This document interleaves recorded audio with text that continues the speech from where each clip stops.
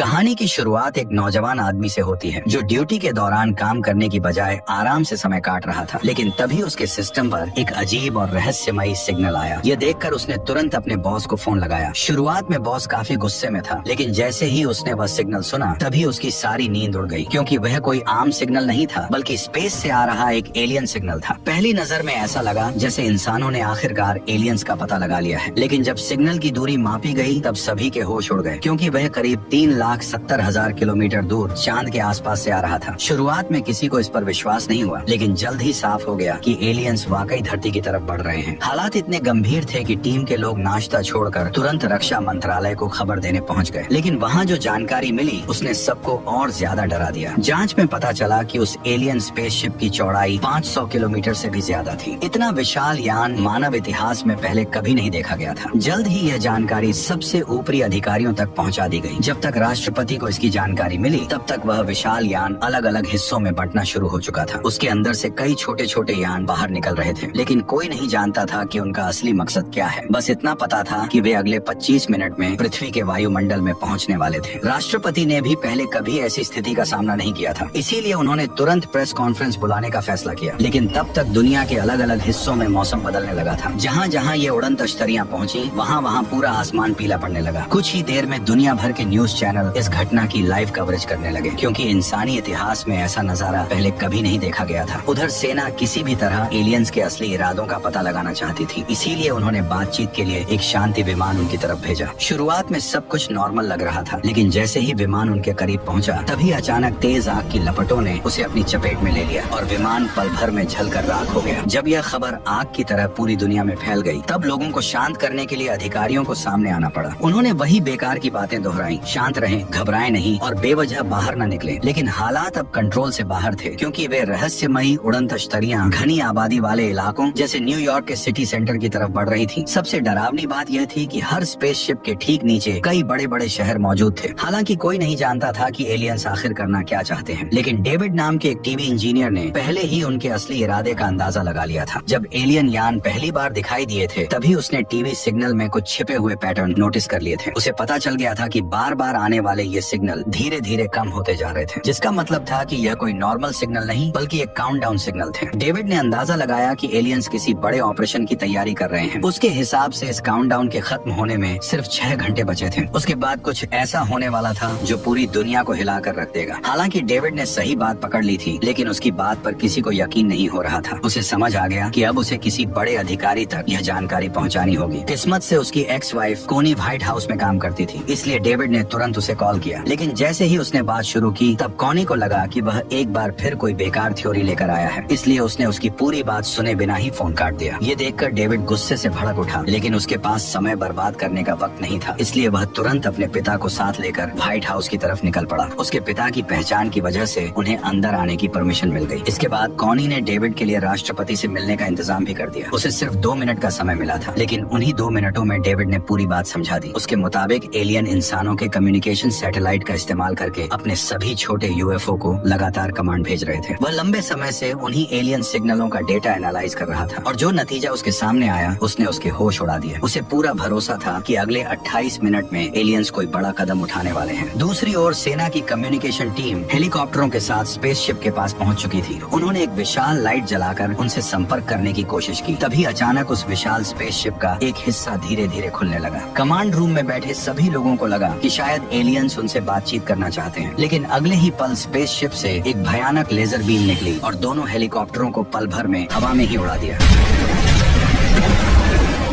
अब सभी को समझ आ चुका था कि एलियंस के इरादे बिल्कुल भी अच्छे नहीं हैं। डेविड की बात सच साबित होते ही पूरे व्हाइट हाउस में हड़कंप मच गया। कुछ ही मिनटों में इमरजेंसी प्रोटोकॉल लागू कर दिए गए और हर कोई वहां से निकलने की तैयारी में जुट गया। राष्ट्रपति और बड़े अधिकारियों के पास बच निकलने के लिए खास प्राइवेट जेट्स मौजूद थे, लेकिन दूसरी तरफ लाखों आम लोग अभी भी सड़कों पर फंसे हुए थे। वहीं जो लोग इस खतरे को गंभीरता से नहीं ले रहे थे उन्हें अब भी यही लग रहा था कि शायद एलियंस इंसानों को नुकसान पहुँचाने नहीं आए हैं। लेकिन उन्हें जरा भी अंदाजा नहीं था कि जैसे ही काउंटडाउन खत्म होगा तभी इंसानी इतिहास का सबसे बड़ा हमला होगा।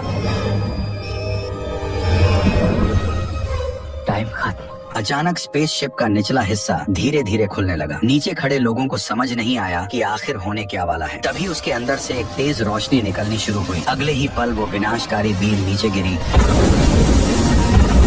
और एक ही झटके में पूरी बिल्डिंग को तबाह कर दिया। चारों तरफ भगदड़ मच गई। हर कोई अपनी जान बचाने के लिए भागने लगा, लेकिन इस तबाही ने किसी को संभलने का मौका तक नहीं दिया। देखते ही देखते एक के बाद एक बड़े शहरों के ऊपर बीम गिरने लगी और विशाल इमारतें पल भर में विस्फोट के साथ ढहती चली गईं। जो लोग भागने की कोशिश कर रहे थे वे हेलीकॉप्टरों समेत धमाकों की चपेट में आ गए। कुछ ही मिनटों में पूरा शहर आग के समंदर में बदल गया। उस हमले की ताकत किसी परमाणु विस्फोट से भी कई गुना ज्यादा थी। सुबह होते होते पूरा शहर तबाह हो चुका था। चारों तरफ सिर्फ मलबा था और इंसानों का कोई नामो निशान नहीं बचा था। अब यह साफ हो चुका था कि एलियंस शांति की बात करने नहीं आए थे। इसीलिए राष्ट्रपति ने बिना देर किए जवाबी हमले का आदेश दे दिया। कुछ ही देर में सैकड़ों अमेरिकी लड़ाकू विमान आसमान में पहुंच गए। पायलटों ने बिना वक्त गवाए स्पेसशिप्स पर मिसाइल लॉक कर ली और कमांडर का ऑर्डर मिलते ही उन्हें एक एक करके दाग दिया। कंट्रोल रूम में बैठे सभी लोग सांसें रोककर स्क्रीन पर नजरें जमाए हुए थे। उन्हें पूरा यकीन था कि यह हमला एलियंस को बता देगा कि इंसान इतनी आसानी से हार मानने वाले नहीं है। लेकिन जैसे ही मिसाइलें स्पेसशिप से टकराने वाली थी, तभी अचानक उसके चारों ओर एक रहस्यमयी कवच एक्टिवेट हो गया और सभी मिसाइलें उससे टकराकर पूरी तरह बेअसर हो गईं। यह देखकर सभी लोगों के पैरों तले जमीन खिसक गई। उन्हें जरा भी अंदाजा नहीं था कि स्पेसशिप के चारों तरफ एक इनविजिबल शील्ड लगी हुई है, जो इतनी मजबूत थी कि इंसानों की सबसे एडवांस मिसाइलें भी उसका कुछ नहीं बिगाड़ सकी। हालात बिगड़ते देख कमांडर ने तुरंत सभी पायलटों को ऑर्डर दिया कि वे अपने विमान ऊपर ले जाएं ताकि किसी तरह की अनहोनी से बचा जा सके। लेकिन ठीक उसी पल विशाल स्पेसशिप के अंदर से हजारों छोटे यूएफओ बाहर निकल आए। उन्होंने इतनी तेज रफ्तार से हमला किया कि कई लड़ाकू विमान उनसे टकराते ही हवा में ही तबाह हो गए। जब अमेरिकी पायलटों ने उन छोटे यूएफओ पर हमला करने की कोशिश की, तब उन्हें पता चला कि उनके चारों तरफ भी वही पावरफुल शील्ड लगी हुई है, जिसे इंसानों का कोई भी हथियार भेद नहीं पा रहा था। नतीजा यह हुआ कि लड़ाई पूरी तरह एक तरफा हो गई और देखते ही देखते कई लड़ाकू विमान एक झटके में तबाह हो गए। हालांकि पीछे हटने का आदेश मिल चुका था, लेकिन सुरक्षित निकल पाना अब भी बेहद मुश्किल था, क्योंकि एलियन यूएफओ लगातार उन पर हमला कर रहे थे। ऐसे में जब विल और उसका साथी किसी तरह उन्हें चकमा देकर निकलने की कोशिश करने लगे, तभी 2 एलियन यान उनके पीछे लग गए। हालांकि विल और उसका साथी विमान उड़ाने में धुरंधर थे, लेकिन एलियन यूएफओ से बचना उनके लिए भी मुश्किल साबित हो रहा था। लॉकिंग सिस्टम से बचने के लिए उन्हें जेट्स को जमीन के बेहद करीब उड़ाना पड़ा, लेकिन लगातार जोखिम भरे मोड़ों और तेज उड़ान के कारण विल का साथी दबाव झेल नहीं पाया और आखिरकार वो भी एलियंस का शिकार बन गया।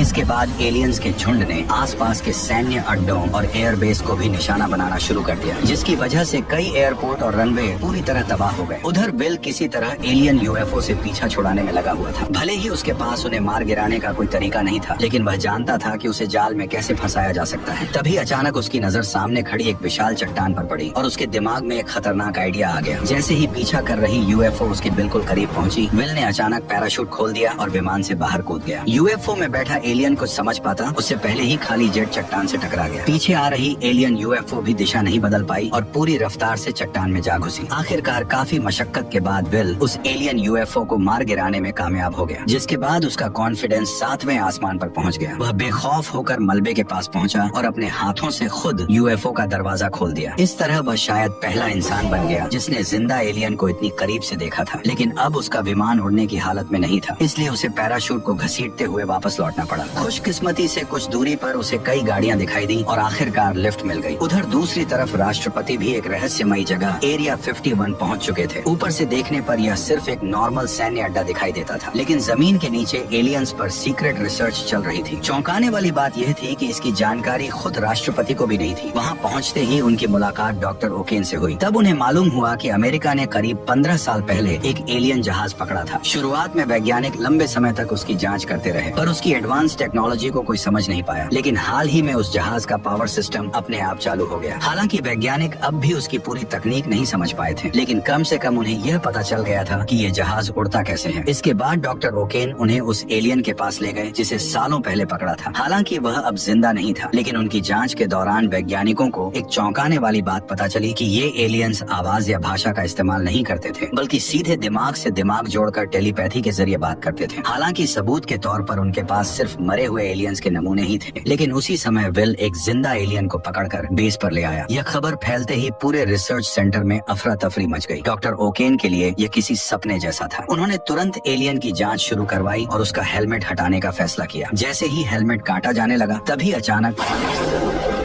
हेलमेट के खुलते ही पता चला कि बाहर दिखने वाला हिस्सा असल में एक बेहद मजबूत सूट था। ये देखकर किसी को समझ नहीं आया कि विल ने आखिर एक मुक्के में इसे कैसे बेहोश किया होगा। लेकिन उसी दौरान किसी ने ध्यान नहीं दिया कि एलियन होश में आ चुका था। जैसे ही डॉक्टर ने उसका असली चेहरा देखा तभी अचानक डॉक्टर ओकेन उसके कंट्रोल में आ गए। धीरे धीरे वह एलियन अपने सूट से बाहर आने लगा। उसका असली शरीर ज्यादा बड़ा नहीं था, लेकिन वह इंसानों से कहीं ज्यादा चालाक और खतरनाक था। होश में आते ही उसने पूरी लैब में अफरा तफरी मचा दी। डॉक्टर अपनी जान बचाकर भागना चाहते थे, लेकिन उनके पास बचने का कोई मौका नहीं था। कुछ ही सेकंड में पूरी लैब मौत के मैदान में बदल गई। जब राष्ट्रपति और सेना के बड़े अधिकारी वहाँ पहुँचे तब तक पूरा रिसर्च सेंटर बुरी तरह तबाह हो चुका था। चारों तरफ सिर्फ घना धुआं दिखाई दे रहा था। कुछ ही देर में सभी को समझ आ गया कि डॉक्टर ओकेन अपने होश में नहीं है, बल्कि एलियन किसी तरह उनके शरीर को कंट्रोल करके इंसानों से बात कर रहा था। राष्ट्रपति को यह सही मौका लगा। उन्हें उम्मीद थी कि बातचीत के जरिए इस लड़ाई को टाला जा सकता है। इसलिए उन्होंने एलियन से पूछा कि आखिर उसे इंसानों से क्या चाहिए। तुम हमसे क्या चाहते हो? इतना कहते ही उसने राष्ट्रपति के दिमाग पर कब्जा करना शुरू कर दिया। ये देखकर वहाँ मौजूद सभी लोग घबरा गए और अगले ही पल गार्ड्स ने बिना देर किए उस पर अंधाधुंध गोलियां बरसा दी। कुछ ही सेकंड में एलियन वहीं ढेर हो गया। जब राष्ट्रपति फिर से होश में आए तो उन्होंने एक बेहद डराने वाली बात बताई। उन्होंने कहा कि उन्हें एलियंस का असली मकसद पता चल चुका है। दरअसल एलियंस की टेलीपैथी दो तरफा काम करती थी। जब वे किसी से जुड़ते थे तो दोनों एक दूसरे की मन की बात पढ़ सकते थे। इसी वजह से राष्ट्रपति को कंट्रोल करते वक्त उन्होंने उसके मन की बात पढ़ ली थी। राष्ट्रपति ने बताया कि ये एलियंस किसी एक ग्रह के निवासी नहीं थे। वे टिड्डियों की तरह एक दुनिया से दूसरी दुनिया तक भटकते रहते थे। जहाँ भी उन्हें कोई विकसित ग्रह मिलता वे उस ग्रह पर हमला कर देते, फिर उसके संसाधनों का इस्तेमाल तब तक करते जब तक वहाँ कुछ भी बाकी न बच जाए, और इसके बाद वे अगले ग्रह की तरफ बढ़ जाते। अब उनकी नजर पृथ्वी पर थी। ये सुनकर सभी समझ गए कि इंसानों के पास बहुत कम समय बचा है। मजबूर होकर राष्ट्रपति को न्यूक्लियर अटैक की परमिशन देनी पड़ी। फिर भी एक डर सबके मन में बना हुआ था कि अगर न्यूक्लियर हथियार भी उनकी शील्ड के सामने बेअसर निकले तो इंसानों के पास बचने का कोई रास्ता नहीं रहेगा। जल्द ही अमेरिका का सबसे बेहतरीन लड़ाकू विमान एलियन स्पेसशिप के ठीक सामने पहुंच गया। कुछ ही पलों बाद उस पर एक न्यूक्लियर मिसाइल दागी गई। कंट्रोल रूम में बैठे सभी लोग सांसें रोककर स्क्रीन को देख रहे थे। उन्हें उम्मीद थी कि इस बार एलियंस की हार तय है, लेकिन जब विस्फोट हुआ तब जो नजारा सामने आया उसने सबकी उम्मीदें तोड़ दी। इतने विनाशकारी हमले के बावजूद एलियन शील्ड ने पूरे हमले को बेअसर कर दिया। यहाँ तक कि स्पेसशिप पर एक खरोंच तक नहीं आई। अब हालात ऐसे हो चुके थे कि किसी के पास कोई प्लान नहीं बचा था। लगने लगा था कि अब पृथ्वी का अंत करीब है। उधर डेविड की भी सारी रिसर्च नाकाम साबित हो चुकी थी, इसलिए वह शराब पीकर खुद को संभालने की कोशिश कर रहा था। ये देखकर उसके पिता को भी चिंता होने लगी। उन्होंने डेविड को समझाने की कोशिश की और कहा कि अगर कोई रास्ता नहीं मिल रहा तो खुद को इतना परेशान करने का भी कोई फायदा नहीं। ये सुनते ही डेविड के दिमाग में अचानक एक जबरदस्त आइडिया आया। उसने तुरंत सभी लोगों को एक जगह इकट्ठा किया। फिर उसने एक ऑफिसर से कहा कि यूएफओ के ऊपर एक कोक की कैन रखकर गोली चलाए।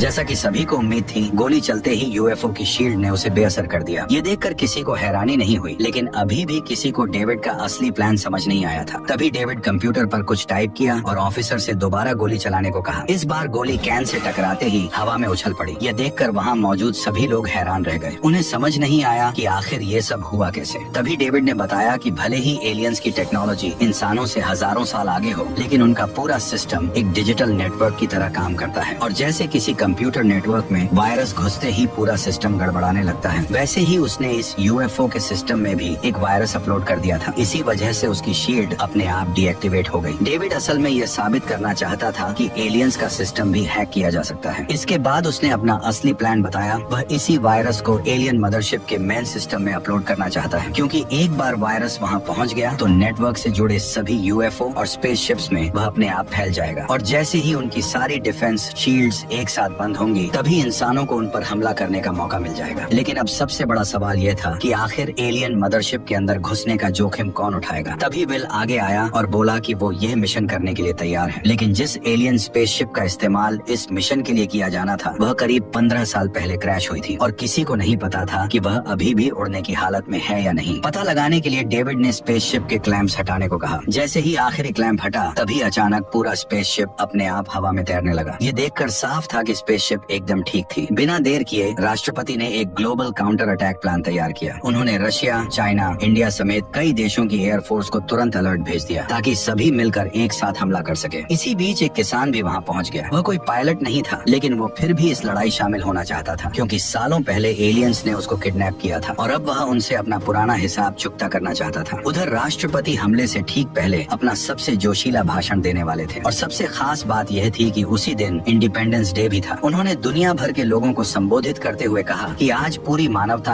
एक ही मोर्चे पर खड़ी है। ये लड़ाई किसी एक देश, एक झंडे या एक जगह की नहीं है। इस बार खतरा पूरी पृथ्वी पर मंडरा रहा है। उन्होंने लोगों से अपील की कि वे सभी अपने पुरानी रंजिशें भूल जाएं और एकजुट होकर दुश्मन का सामना करें। उस जोशीले भाषण ने सैनिकों में नया जोश भर दिया और सभी आखिरी मुकाबले के लिए तैयार हो गए। उधर विल और डेविड पहली बार एलियन शिप के कॉकपिट में बैठे थे, लेकिन उड़ान भरने से ठीक पहले दोनों से एक छोटी सी गड़बड़ हो गई। बिल ने कमांड शिप को उल्टा लगाया और बिना देर किए एलियन शिप को तेजी से आसमान की ओर उड़ा ले गया। एलियन शिप उड़ाने में उसे इतना मजा आ रहा था कि वह हवा में तरह तरह के करतब दिखाने लगा, जिससे डेविड की फट के हाथ में आ गई। कुछ ही देर बाद दोनों एलियन मदरशिप के पास पहुंच गए। जैसे जैसे वे उसके करीब आते गए, वैसे वैसे शिप अपने आप ऑटो पायलट मोड में चली गई। इसके बाद वे मदरशिप के अंदर दाखिल हो गए। रास्ते में उन्होंने कई हैरान कर देने वाले नजारे देखे। आखिरकार वे मदरशिप के कंट्रोल एरिया तक पहुँच गए। वहाँ हजारों छोटे एलियन यान एक साथ खड़े हुए थे। पूरा नजारा किसी विशाल स्पेस स्टेशन जैसा लग रहा था। अपनी पहचान छिपाने के लिए डेविड ने बड़ी सावधानी से शिप की विंडो बंद कर दी ताकि वहाँ मौजूद ऑपरेटर उन्हें नोटिस न कर सके। फिर सही मौका मिलते ही उसने अपना प्लान शुरू कर दिया। उसने तुरंत अपना कंप्यूटर खोला और चुपचाप वायरस को एलियन मदरशिप के सिस्टम में अपलोड करना शुरू कर दिया। कुछ ही देर में वायरस सिस्टम में पहुँच गया, जिससे अचानक मदरशिप के अंदर गड़बड़ी शुरू हो गई। ये देखकर साफ हो गया कि डेविड का वायरस अपना काम शुरू कर चुका है। उधर जैसे ही यह खबर पृथ्वी तक पहुँची, तभी सेना ने बिना एक पल गवाए अपना जवाबी हमला शुरू कर दिया। दुनिया भर के लड़ाकू विमान एक साथ एलियन यानों पर टूट पड़े। इस बार हालात पहले जैसे नहीं थे क्योंकि वायरस की वजह से एलियंस की शील्ड पूरी तरह बंद हो चुकी थी। तभी राष्ट्रपति, जो कभी एयरफोर्स पायलट रह चुके थे, उन्होंने सबसे पहला हमला किया। कुछ ही देर में दर्जनों लड़ाकू विमानों ने एक साथ मिसाइलों की बारिश शुरू कर दी, जिससे एलियन स्पेसशिप्स को भारी नुकसान पहुंचने लगा। हालात बिगड़ते देख हजारों यूएफओ भी लड़ाई में कूद पड़े, लेकिन इस बार मुकाबला बराबरी का था। शील्ड गायब होने की वजह से एक के बाद एक कई एलियन शिप्स हवा में ही धमाकों के साथ तबाह होने लगे। फिर भी एलियंस की संख्या बेहद ज्यादा थी। कुछ ही देर में उन्होंने अलग अलग शहरों पर अंधाधुंध हमला शुरू कर दिया, लेकिन इंसानों के पास धीरे धीरे मिसाइलें और गोला बारूद खत्म होने लगे, जबकि जायंट शिप को अब तक ज्यादा नुकसान नहीं पहुंचा था। ऐसे में हालात एक बार फिर इंसानों के खिलाफ जाते दिखाई देने लगे। तभी रसेल नाम का वही किसान आदमी आगे आया जो हमेशा दावा करता था कि सालों पहले एलियंस उसे किडनैप करके ले गए थे। उसने फैसला किया कि वो स्पेसशिप के पावर सोर्स को उड़ा देगा, लेकिन किस्मत ने यहाँ भी उसका साथ नहीं दिया क्योंकि ठीक उसी समय उसके विमान का लॉन्च सिस्टम खराब हो गया और मिसाइल वहीं फंस के रह गई। लेकिन रसेल ने हार नहीं मानी। वह पहले ही अपने सर पर कफन बांध के आया था। उसने अपने परिवार, पृथ्वी और बदला लेने के लिए बिना हिचकिचाए विमान लेकर स्पेसशिप के पावर सोर्स में घुस गया।